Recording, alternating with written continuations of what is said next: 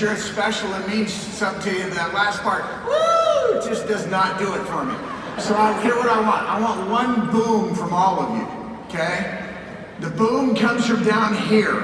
I've had to train on this consistently through the years. Some of you come up here with your boom, you boom, right? Boom comes from down here, boom, right?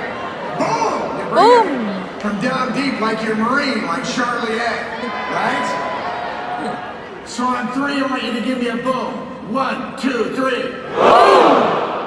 Better. Now you know what it's supposed to sound like next time. Right? Do you remember? Okay, do it again. 1, 2, 3. Boom! That just feels better, doesn't it? Hey. Okay. Made me feel better. MGM, Thomas and Mack. Even though I'm not physically in your presence in Thomas and Mack, I feel you guys. I know who's there. And I need your participation.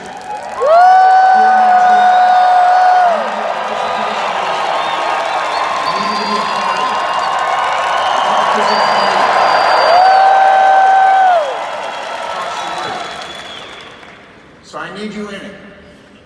We've had a good afternoon. It's been a good full day. We got a few great speakers after me. Stay with it. But I want you to be here with me. I want us to have some fun with this. I had one talk set, then I revised it, and then I woke up at 3 this morning, and Cindy woke up, and I was sitting up in bed in the dark writing. I couldn't even see what I was writing, but I knew what I was going to write, and I was making notes in the dark. I just made sure I left enough space in between. So that when I was going to turn on the lights later, I had the notes and the thoughts that were coming to me. I'm going to go through a couple of points here, not quite as fast as the remarkable Rocky Shee went through his. Don't you love that guy? I just love watching him. I'm backstage, no idea what he's saying. I'm just ripping it. You know, years ago I said, Rocky, make sure you use a PowerPoint. I understood the point Swan made, but with Rocky, without the PowerPoint, we're lost. So we'll be excited, but we won't know why. And he's just been marvelous in his use of that as a tool ever since. And so I'm going to go through some things here. I'm going lower tech even than Swan did. I'm not even going to write them down. First one, know what you want. Know what you want. A lot of you are sitting in here in both arenas, and it's not really clear in your mind what you want. You know you want to be happier, you know you want life to be better. You've got these things, but it's not clear enough. And without that clarity, it doesn't have power. One of the times that was brought home in my life is the power of clarity and the blessing it can be in your life when I was dating my wife. And we'd known each other in college and tried to date a couple of times, and it hadn't worked out. The timing wasn't right. There was always something extra special, and we finally got back together and we realized how we both had felt it, but we never really told each other. There was some magic that was between us. And so we had re-met and we were now dating. And we finished the date and I was dropping her off that evening in her apartment. And we were just sitting at the curb in my car and we were talking. And she asked me a question. I don't remember what led up to it, but I'll never forget the moment. She turned to me and asked the question, what are you looking for in a woman? And I realized she was asking me, what was I looking for in a woman that I was going to be serious about that way? What was I looking for in a woman that I was going to marry? And that's a pretty powerful question when you're dating.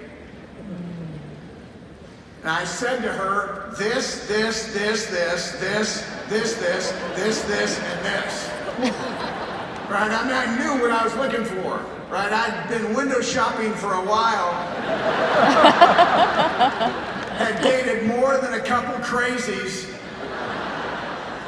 And I sort of rattled off these 10 things, and it's interesting how we heard it differently. She told me later that she thought,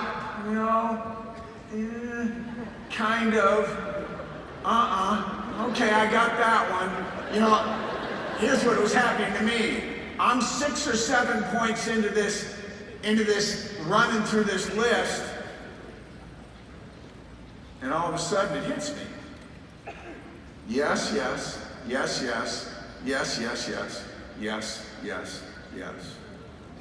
And by the time I was done going through that list, my attitude about what I was doing there with Cindy and what we were doing and what was dating that became in that moment courtship.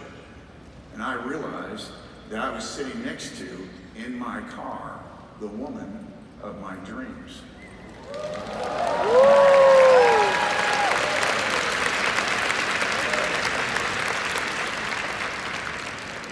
That's the power of knowing what you want.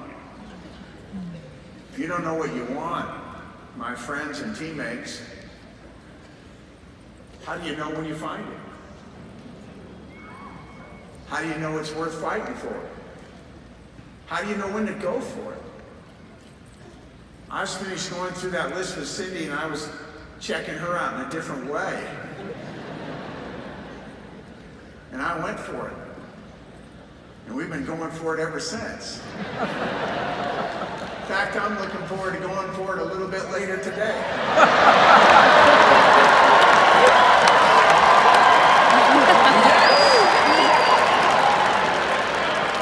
Second thing, bring some energy. Bring some energy. It's hard this business, plenty of work. It's mental grind.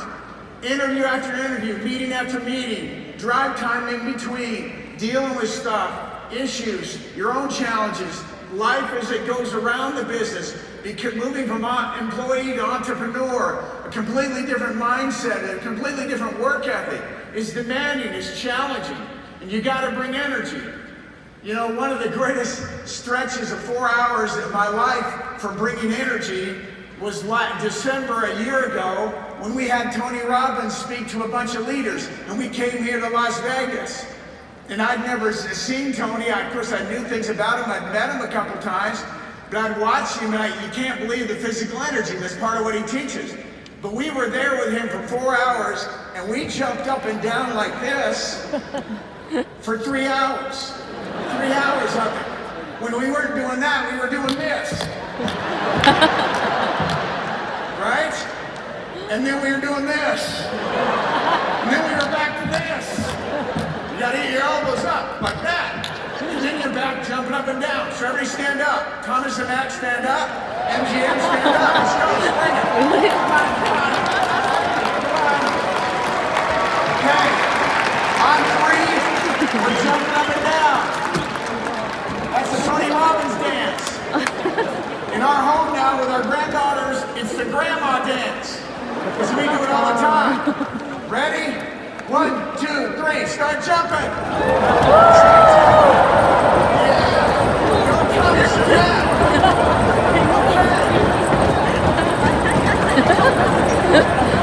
I'm with my video. 59 minutes.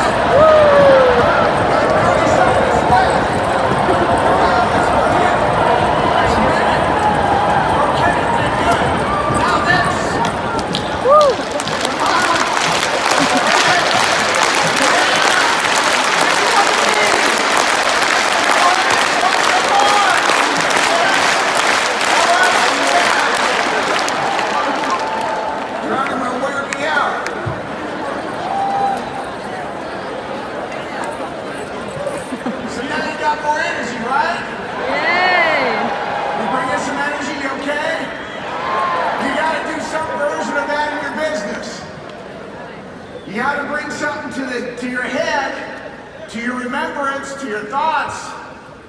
It helps bring you energy. Part of that answer is in number 1. Know what you want. I wish you could have seen yourselves jumping up and down. Shoot, that was worth a trip right there. Next one. Get out of your comfort zone. I haven't done this exercise in a long time. It's called the Animal Kingdom. Okay, everybody ready? I want you to think, if you weren't a human being, if you weren't a man or a woman, which animal would you be? Don't tell me, just keep it to yourself. All the people that want to tell you go, lion, tiger, dragon, okay?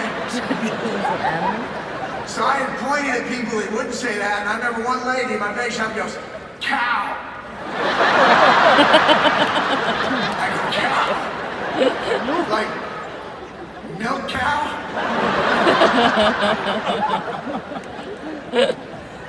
Okay, it's your animal. Okay, you got an animal? You got an animal, it doesn't matter what it is. Don't look around for approval for your animal. Own it, own your animal. If it's a snake, let's talk later. But you got your animal. Thomas and Mac, you got your animal? Yeah! You got your animal. Okay. Now stand up again right where you're at. I'm working you, I'm sorry, but just get your butts up. Okay, everybody's up. For the next 30 seconds, which is precious in my talk, you are going to act out that animal. If you're lying, you're going to roar. If you're a bird, you're going to flap your wings. If it's a chicken, you're going to go around like this. All right? You're now going to tell the world what your self-image is with your animal. You ready? You got it in your mind how you're going to do it? 1, 2, sit down. I was just kidding.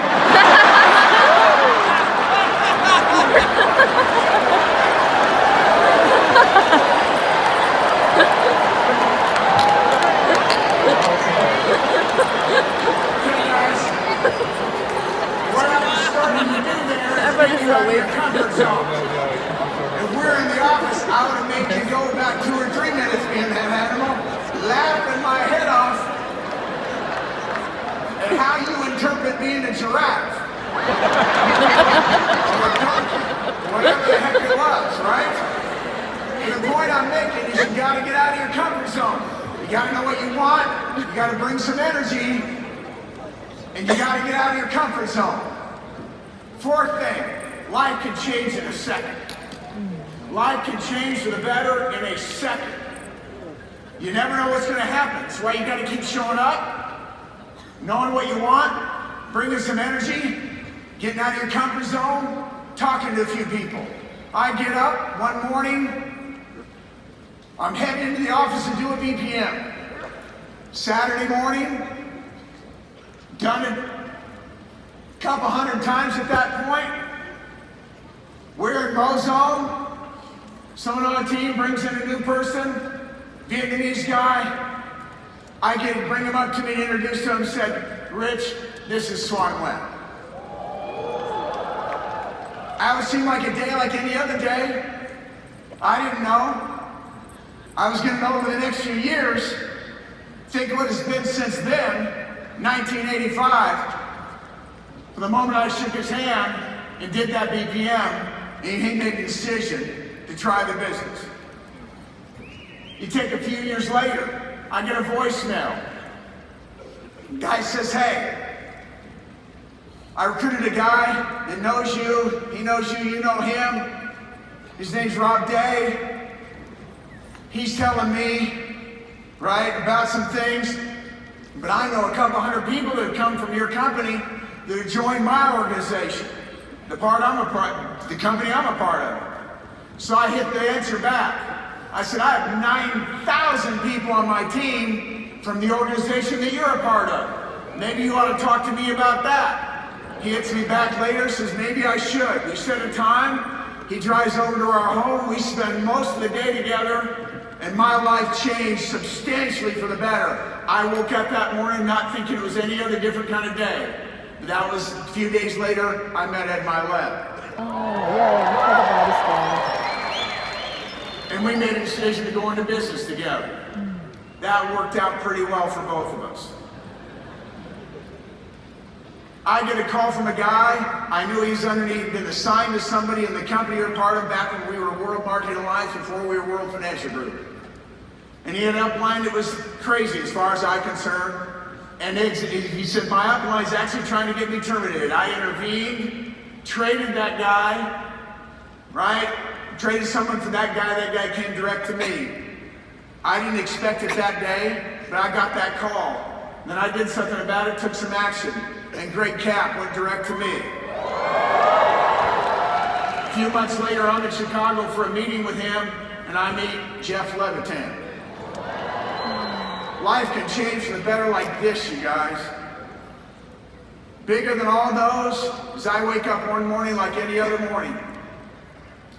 I'm driving to work in San Jose State. I squeeze into rush hour traffic, wedge over to the left lane, and driving aggressive like I do, kind of cut off this car to get in, insert myself in the left-hand lane, look in the rearview mirror and go, who's that? I slow down intentionally so this person has to pull out beside me, and sure enough, I look through the window, she looks through hers, and it's my future wife. I rolled down the window back in those days, driving like this, reaching across the car. She pushes the power button on her car. Cindy, Rich, hi. So let's talk. Okay. We're both 60, I wasn't 65, but it was fast enough. I said, go off at 7th Street. She says, I go off at 10th. This is just how the dating had gone when we were in school. I said, woman, go off at 7th Street. She says, I go off at 10th. I said, please go off at 7th Street. She goes, okay. And we pull up beside each other. And guys, you gotta go for it. When you're prospecting, you get an opportunity, you gotta go for it. She pulls up beside me, I said, how's your love life? That was the first thing I said to her. She cut to the chase. How's your love life? She said, about the same. I said, that bad, huh? Give me your number.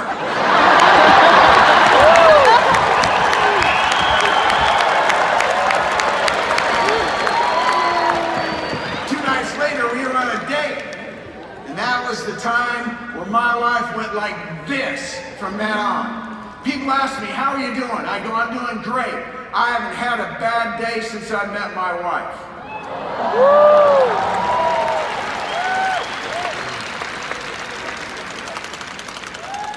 At the same time, I'm skipping that one. We'll go right to this one. Don't be a pansy. Don't be a pansy. Pansyitis, the disease in our nation and Canada, are running rampant. Pansies to the right of me. Pansies to the left of me, pansies in front of me, pansies behind me. Try not to be one.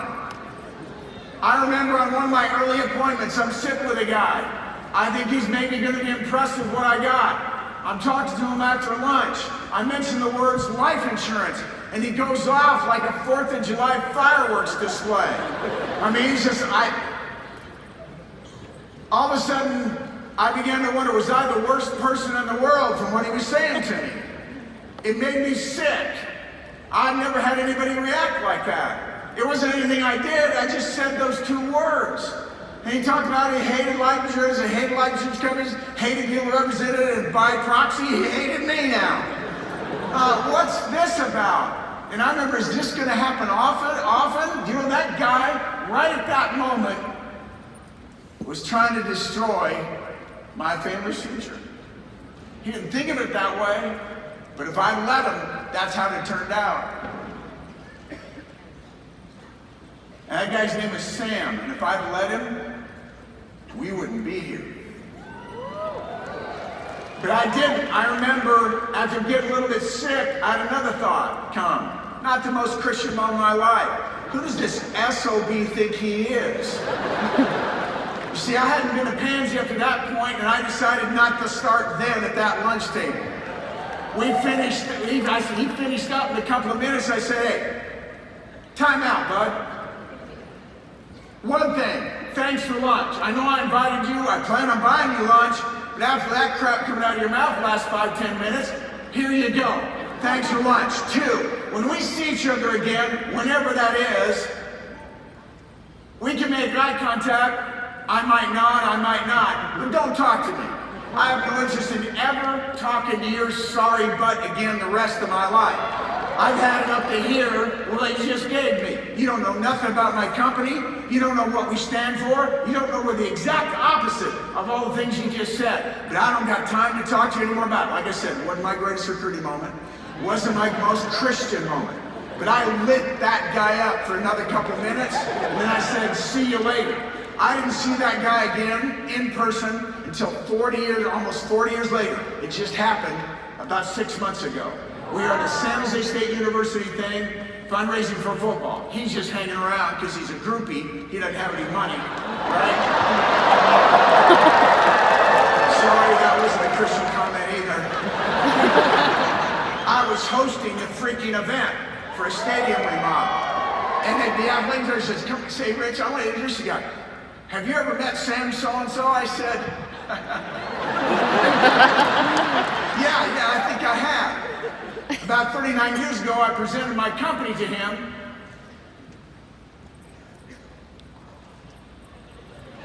And he made a bad impression on me. He says, Sam, and Sam goes, I don't remember that. I said, I do. And that was hundreds of millions of dollars ago. Hundreds of millions of dollars ago. So, nice move. Good talking to you, Sam. See you again in 40 years. Don't be a pansy. All right? Don't let the turkeys get you down. Last, go for it. Go for it. Look, we all have some amount of an approval addiction. We want people to like us, love on us, think we're great, think anything we're doing is great. We all have that. You got to get over it. Whether you like the President of the United States, the current one, Donald Trump or not, we're not a political company, right? We're inclusive. But I tell you what, that is one son of a gun who does not have an approval addiction. Talk about a guy who does not care what anybody thinks. It's astounding. But I've tried to learn from that. I try and learn from everybody. People skills, I think I'm pretty good there, certainly better than him. And so I'm going with the approval addiction improvement. But the reality is, most of you right now as you sit here and in the other arena, care way too much about what other people think. You do it right, you respect people, you know you're out to help people. After that, let her rip. Don't worry about what man thinks, worry about God, what God thinks. If you can say to yourself, my Father in heaven, if you feel that feeling would approve, I know I'm in it for the right reasons, I'm doing it the right way, my motives are pure, I'm in it for other people, I'm doing something to make the world a better place. Once you got that, that's the position of ultimate strength. Pour it on. Pour it on. Woo! Go for it. So last thing I want you to do, I want you to say these words. I am not a pansy. I am not a pansy. I'm going for it. I'm going for it. All right, Thomas and Mac, I didn't hear you. Thomas and Mac, say it louder. While we say it louder. I'm going for it. Good. I am not a pansy. I'm not a pansy. Next one. I'm going for it. I'm going for it. One more time. I'm not a pansy. I'm not a pansy. I'm going for it. I'm going for it. You guys, we only got one life to live. Time is passing. This is probably our big shot. I know it was mine. A bunch of us up here know it's ours. But you need to know it. This is your shot at the big time. We are in it with you. We are in it for you. We will never give up. Cindy and I just redid our business plan for the next 20 years. We're not going anywhere. We're not stepping back. We're not doing nothing else. This is it. This is our place to win. We are not pansies, and we are going for it. And you come with us. Yes!